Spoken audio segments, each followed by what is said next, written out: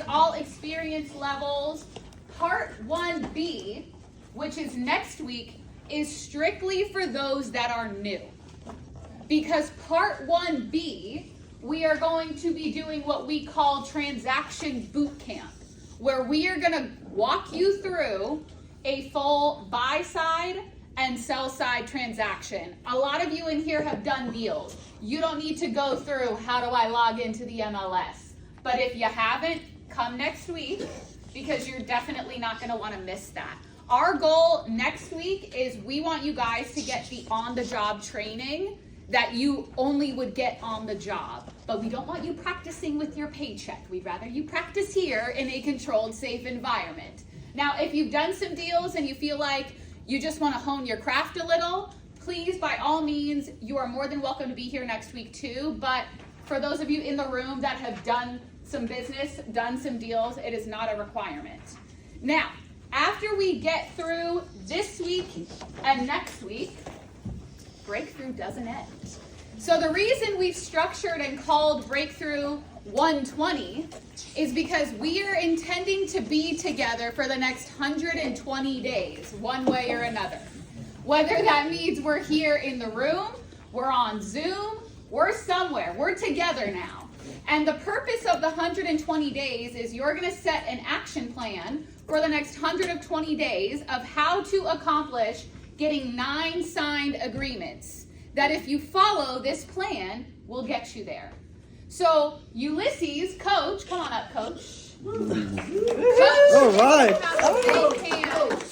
in part 2, yes. Because part 2 is really going to be all putting in place and putting and implementing what we put together this week. Absolutely. And Yes. it's going to be mindset reset. We're going to go over affirmations because affirmations do work. So affirmations, mindset reset, and we're actually going to be hitting the phones. We're actually going to be prospecting as a group. Yes. Because it's a lot more challenging to make the phone calls or do the activities on a one-on-one basis. But when we see 50 future 6-figure earners making phone calls at the same time, now that creates momentum. So that's going to start week 3, which is Yes. the Right here, 4th. yes, right here on the screen on the 4th of, gosh, what month is this? May. 4th of May, yep. It's going to switch to morning. Now, I know for some of you here that are dual career, that is going to be tricky. So we're going to have to toggle back and forth between morning and afternoon.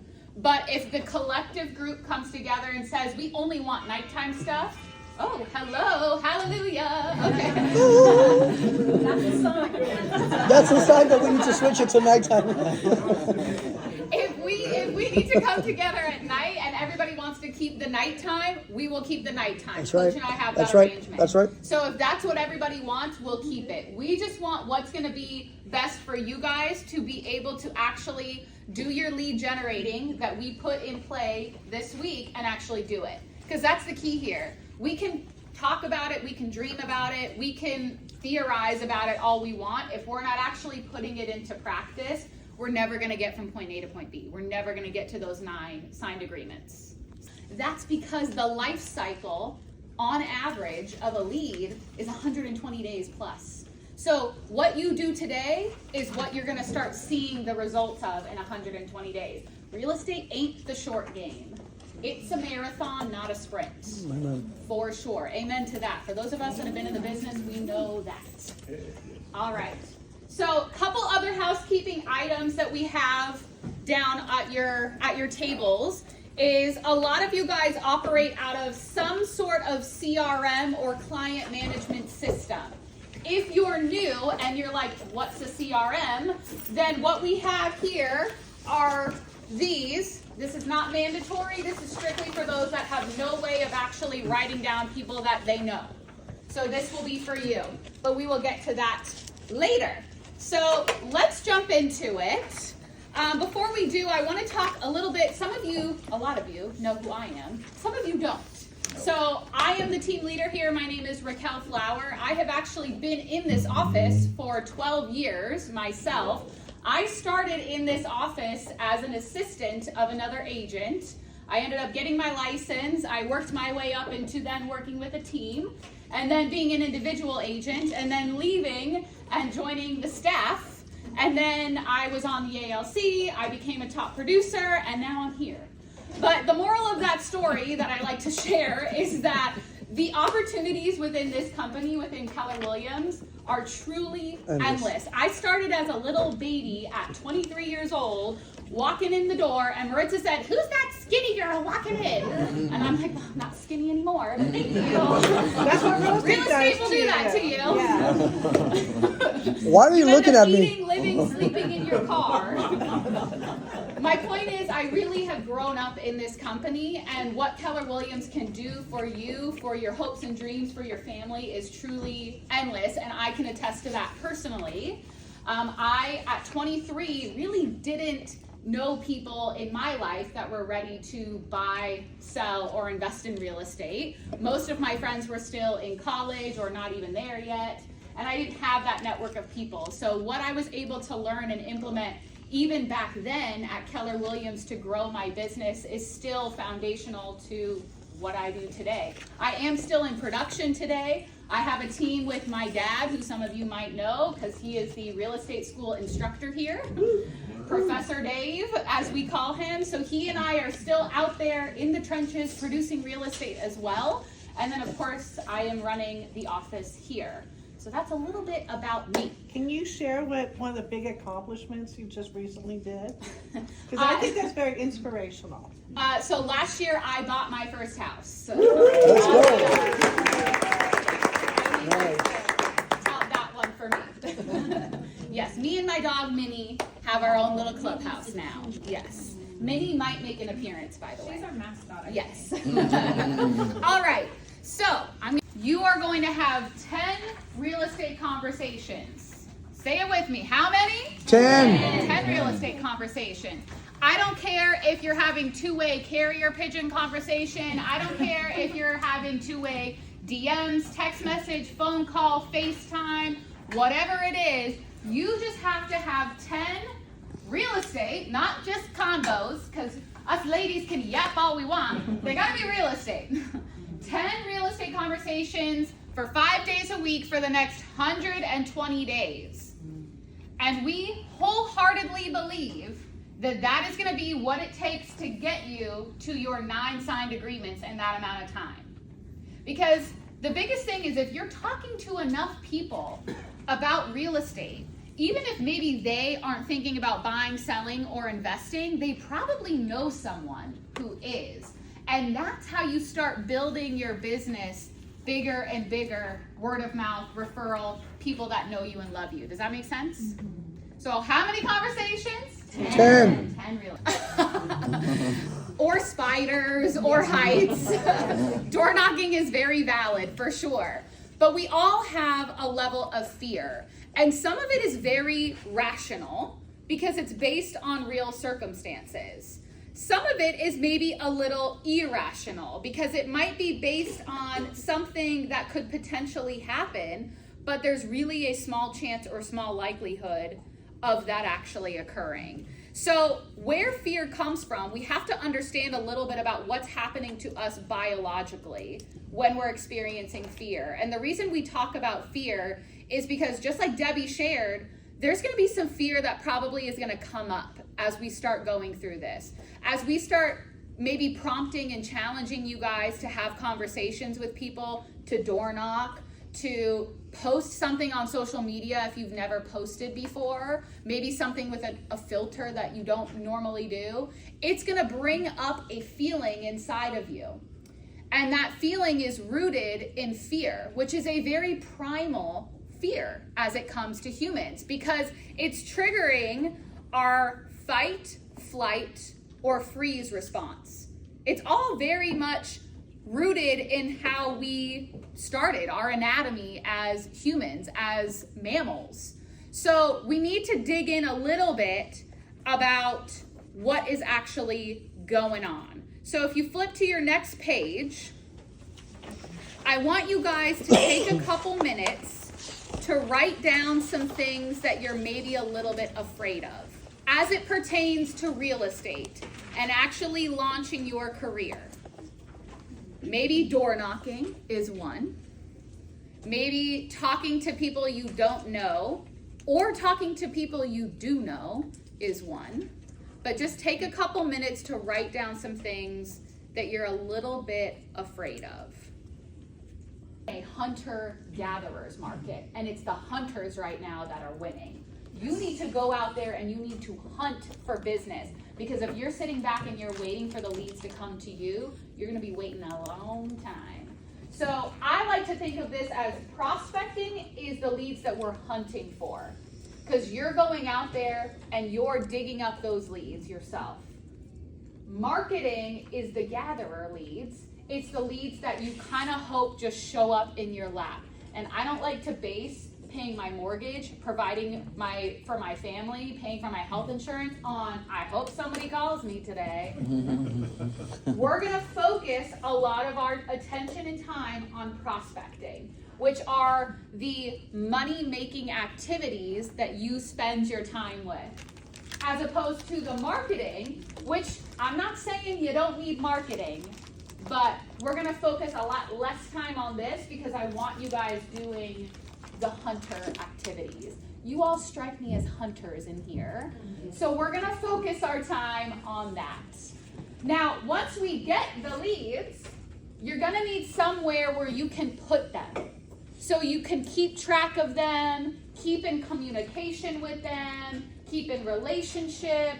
You need a place to do that. If you're here at KW, you get one that's provided to you for free, and that is Command.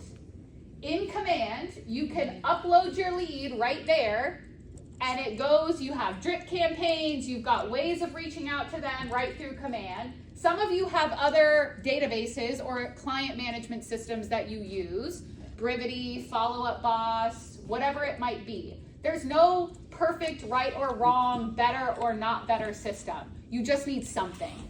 For some of you, it might be that piece of paper, which I don't have, but it might be that piece of paper that you have right here, or maybe it's your phone, or maybe it's an Excel spreadsheet, or maybe you have a true Rolodex of people. You just need something. So everybody needs some sort of database where they are connecting with their contacts regularly.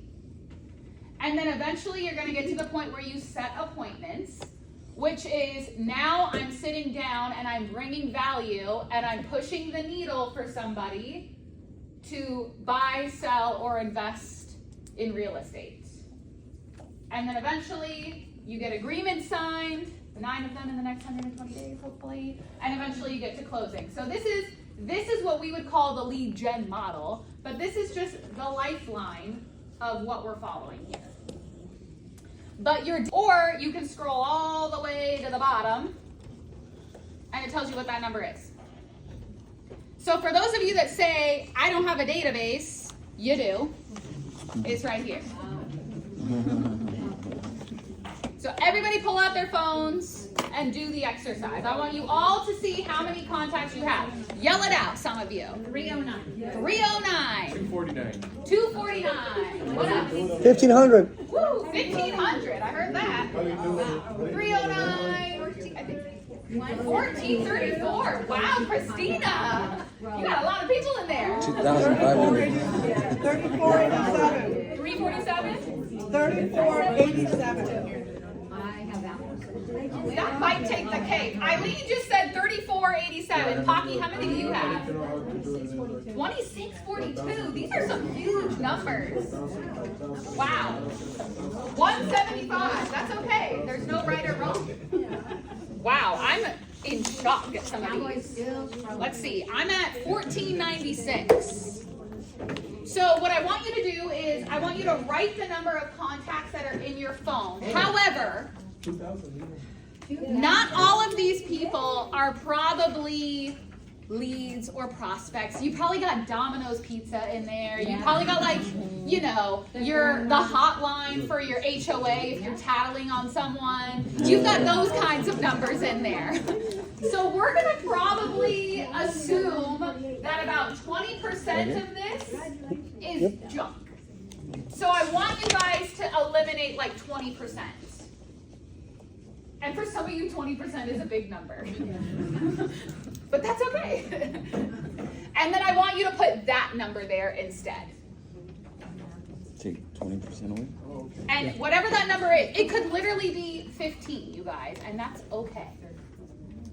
I would imagine we've got some younger folk in here that maybe aren't using their phones to make calls anymore. So maybe they don't have a lot of contacts in their phone, and that's okay. But whatever that number is, put it right here in the corner. Now, there is a statistic out there from NAR. You want us to do math? I do want you to do math. I promise we won't do math every day. Okay, there is a stat out there that is from NAR, National Association of Realtors, that says 6% of people that you know in your life, in your world, is going to have some sort of life event that will prompt a real estate activity this year. 6%. That's the national average. Is 6% of people in your world, everybody's got to live somewhere. So 6% of those people are either going to buy, sell, or purchase an investment property. So I want you to take that number that you wrote down, and I want you to times it by 6%. For those of you that don't remember, when you're doing a percent, we got to move the decimal point 2 times. So we're going to times it by 0.06. And I want you to put that number right there. 130. What is that number for some of you? 96. 130. Great. I love these. This is perfect. I love these numbers. Now, what I want you to do next is I want you to write down, for those of you that have done business, what your average GCI, what your average commission is right here. There are a lot of you in here that have never done a deal. So we're going to do easy math. The average commission in this brokerage is higher than this number, but I want you guys to put 10,000 as your average expected commission. The average commission in this office, by the way, is 15. We like that number. So you're going to take this number and you're going to times it by the number you put right here. And that's going to give you the potential gross commission income based on people that are in your phone right now. I would like to hear some of those numbers. 1.3. 1.3 million. We like that number. 160,000. That's a perfect number. Is going to be your sphere of influence, your SOI. Now, for those that have read the Red Book, you know that the model, because you know we love a model at KW, the model for leads is like a bullseye. There's going to be fewer people in the center of the bullseye, but that's our target. That's where we want to focus. And the center of the bullseye is going to be your SOI, your sphere, or people that know you and love you. I'm going to say heart for love you. Yes. Sphere of influence. Yes. Didn't I say that already? You just said sphere. Okay. Got it. Sphere of influence. All right. People that know you and love you. The people on this outer part are still, we still want to get there. They're still important, but they don't know you and love you. These are going to be your contacts. They don't love you yet. They don't love you yet. That's right. These are going to be the people that have maybe raised their hand and said, yeah, I'm kind of interested in buying and selling. You've had two-way communication with them. Maybe you met them at an open house, but we haven't been able to get them into this center line. We want to focus our efforts here, but the primary focus, remember the 80-20 rule, the primary focus should be on here first. And there's data to prove why it's important to focus on them first. The reason being, it is going to cost you significantly less time and money to convert somebody to do business that already knows you and loves you. If you are reaching out to a person for the very first time, you don't know them, you've never seen them face to face, you haven't built rapport, you haven't built trust. A lot of these are like online leads. Typically, the average lifespan from the time in which you talk to them for the first time to the point in which you're actually potentially closing escrow, the average is 18 months. I don't got 18 months to talk to all these people. But your sphere, can anyone guess what the average is? 120 days. The average lifespan from start to finish with somebody that already knows you, trusts you, love you, you built the rapport, maybe they were referred to you by somebody that knows you, trusts you, all that is 120 days on average. Which is why we tell you to prioritize this first. Now for me, when I was first starting and I heard that I'm going to be calling the people that I know, that brought me fear. I was afraid of that. Because who's going to listen to a young, dumb 23-year-old who's never even bought a house herself trying to advise people on buying and selling houses? So that brought up some fear for me. And actually, if I had one regret in how I structured my business, I ran from that fear and decided I would avoid that fear. And I focused on open houses, which was great, but it took me longer. It took me longer to build that foundational referral business because I had to build it with the people that I was just starting out with. And it took me a couple years to actually start getting that referral repeat business. Whereas if I would have started right from the beginning, it would have taken a lot less conversation, a lot less convincing, a lot less of that to get going. So I get that it brings some fear up for some people, but just know that it's probably going to pay off for you in the long term. So not everybody that's maybe in our phones or not everybody that we know is probably going to be somebody that we want to put in our database. So that's the nice thing. Kids, how's the family? How's the this? How's the that? And what's going to happen next is they are going to say, how are you? And you're going to be able to tell them the exciting news of you just got your real estate license or you just joined Keller Williams Corona, the #1 brokerage in Riverside County. And I wanted to let you know that I am launching my career in real estate. And hey, I wanted to see, Eileen, do you have any real estate plans for the year? Or you could do one better and say, what are your real estate plans for the year? Because now you're asking a question that is not a yes or no question that they have to answer because it's open-ended. And a lot of people are probably going to say, I don't know. The rates are this, the rates are that, the market's this. I don't know what my plans are. And you're naturally going to now have an open dialogue to be able to discuss what their possible plans are.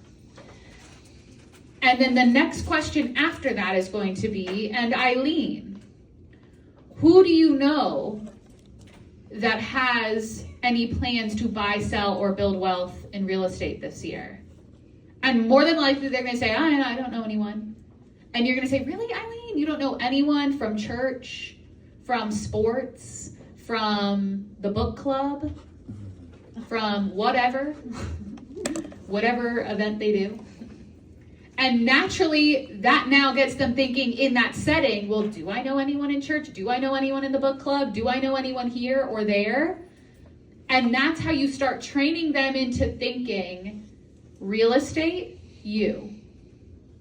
So you have to start training them now. And more than likely, you're going to get a lot of people that probably are just happy to hear from you, especially if your mom's at the top of the list. They're just happy to hear from you, happy to talk to you, happy to see what's going on.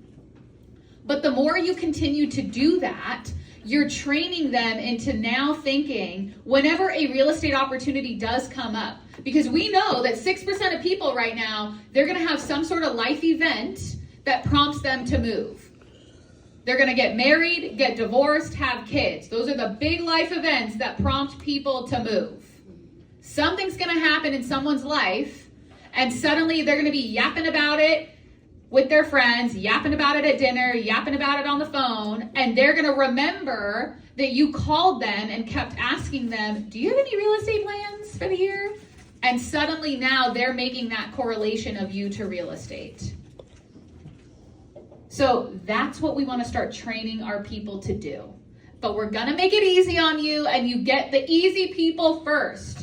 Because it will get a little hard, it will get a little uncomfortable, but don't forget what we wrote on the board, which I know you can't see anymore. Pressure is what is gonna help propel us to the next level. But we're gonna ease into the pressure, so don't worry. Now remember, we have two types of lead gen activities, right? We have, yes, do you have a question? No, I'm sorry. We have two types of activities. We have income producing hunter activities, and we have the marketing, which is the passive gatherer activities. So what we're gonna figure out is what activities are you, or maybe are you not doing in your business? So everybody go to page, what is this page in yours? This one? This one? Go to page 47. Okay. This gives you a pretty of all the things that you can do that is prospecting. And next to prospecting in here, I want you guys to put hunting. I want you to write it down. We're hunting in this category. Next to marketing, I want you to put gathering. Gathering, yes. Hunting, which is the prospecting, is proactive, go out and get it. I'm taking the time to do it. Marketing is passive. I'm sitting back, waiting and hoping for the best. So some of your prospecting ideas are going to be anything face-to-face, circle prospecting or phone calls, community outreach, door-to-door canvassing. I would call that pop buys, not Popeyes, pop buys. And a pop buy, for those of you that don't know, is when you pop in unannounced to maybe somebody in your sphere or a past client, and you bring them some sort of item of value.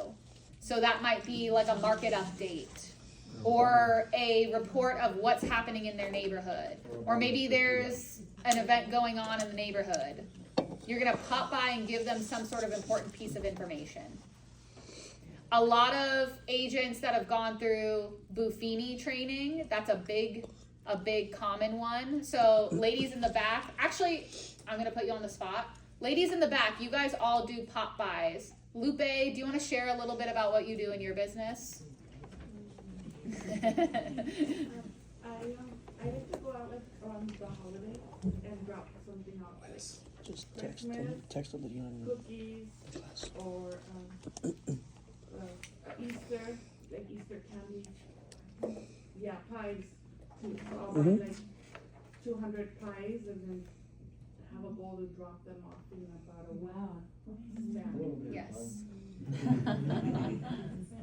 Some people target like a certain neighborhood, a geographic neighborhood for pop buys. Some people, maybe like Lupe, who have a list of past clients, they specifically target their past clients, again, because these people already know her and love her. So the time and money spent referring and getting additional business is so much less than trying to recreate and build that relationship out of nothing. Yeah. Or if I have like friends too, like influential friends, like I was come from banking, so I have friends that are like vice president of a bank and they know 500 people. So Yep. I'm gonna drive 2 hours to drop off. Well, Yep. You know, if I have to say hi. And Yes. it's a relationship business. Amen. Yep. And it's face to face, so it's powerful. Yes. Because they're like, wow, you came all this way for me? right. Oh, yes. And sure enough, I know within that year I'm gonna get one or two like Yep. Nice. sales. Yep. Very intentional. Very intentional. Yes. Now, there's not just only do marketing and get away with it. You will not get your 9 deals in 120 days that way. It just takes too dang long. Okay. RBs love some marketing. Our Bs are going to be more inclined for social media, farming, email campaigns, and branding. Think like Oscar Tortola. Marketing works, but it's slow. So that's why you can only pick one, and you still need to pick another prospecting category. What was the fourth one on that? Social media, farming, email campaigns, and I said branding. branding. Yeah. And our C's are very relationship based. So you're going to be more inclined for things like events. And when I say events, people tend to think like, oh, well, I don't have the money to put on like a big old client event. There's what I like to call macro and micro events. We're going to get a little later, I think it's today, where we get a little later and we hear about an example of a gentleman that came, he works in Las Vegas, and I believe, I want to say he was in like the casino, maybe like the nightlife industry, so he naturally was getting in face to face with a lot of people in his previous career. And what he did is he set a plan that he was going to get coffee with a new prospective client once a week. If you think about that, that is 52 dates in a year where you're sitting down face to face, one-on-one, building a relationship with somebody. That's a lot. 52 one-on-ones is a lot of possibility for possible referrals, for possible business right there, for building a network and a sphere of people. So if you are a people person and you just are more about the relationships, that is probably your direction to go. Make a commitment of a certain number of coffees, one-on-ones, events. You're going to put on, mixers and networking type stuff. That's more your wheelhouse. So what I want everybody to figure out is you need to pick what your 3 are. So has everyone picked what their primary 3 legs of their business are going to be? Is there anybody that has not? Please don't be shy. Yes, Bobby. Is anyone else besides, okay, Heba? I'm working on it. Okay. Bobby, you've got SOI. Is there anything on the list that felt it spoke to you? Or is there maybe anything that you came in thinking ahead of time? I know the compliant way, which for those of you that don't know, please do not call people on the do not call list. If you are wondering how to find out if they are on the do not call list, there is a website, and I believe it is donotcall.org, and you can go see if said number is on the do not call list. But just make sure you are doing it in a TCPA compliant way. But How the often do you have to check it? if you talk to Jesse and you have like a list, he can actually upload the list and help you find out if any people on that list are on the do not call list. And if we Yes. get it from title, it will already be scrubbed. Yes. Okay, good questions. So we need to communicate with our database consistently. And Gary Keller says to succeed at a high level in real estate sales, you must commit to frequent contact with a database with the intent of building close relationships. The goal is we want to stay top of mind with them in our database. We want to make sure they see us and view us as useful and needed. And we want to have consistent, meaningful contacts that build relationships. So you're going to pair your meaningful, relevant, and timely real estate information with moments of care to them.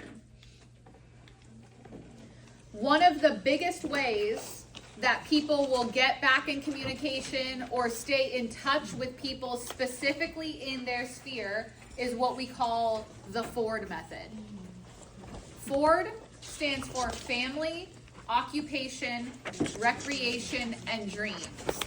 So have any of you ever thought like, yeah, I want to call them, but I don't know what the heck I'm going to say? That happens a lot.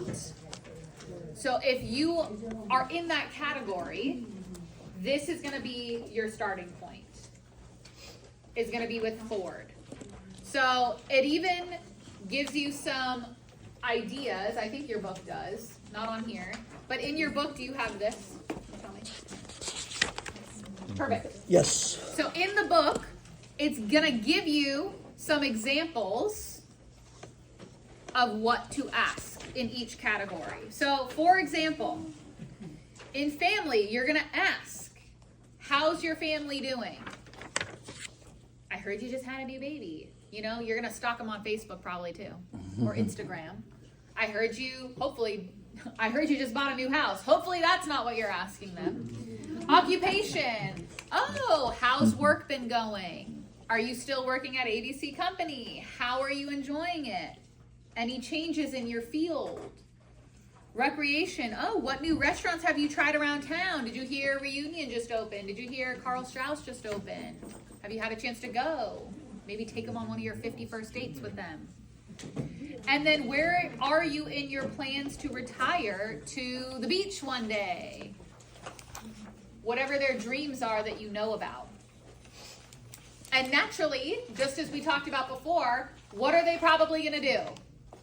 They're gonna ask you, how are you? And that's gonna open the door immediately to then having a real estate related conversation. Because if you ask them, how's work? They're gonna ask you back, how's work? And they're probably gonna ask, how's the market? Right? We hear it all the time. How are the rates? How are the rates? Good. How's the market? Great.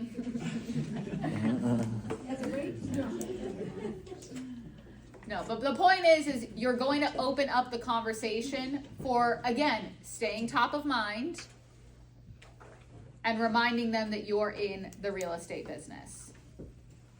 The biggest takeaway I want to remind you guys here is that you don't want to come across salesy. This is really just a conversation to talk about them. Make them feel like you care.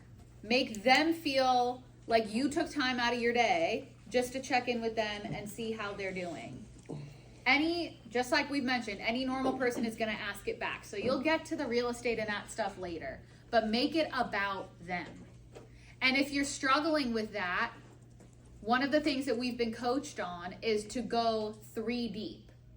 And what that means is if you don't know exactly what to say, and maybe you ask them, how are the kids doing? Oh, they're good.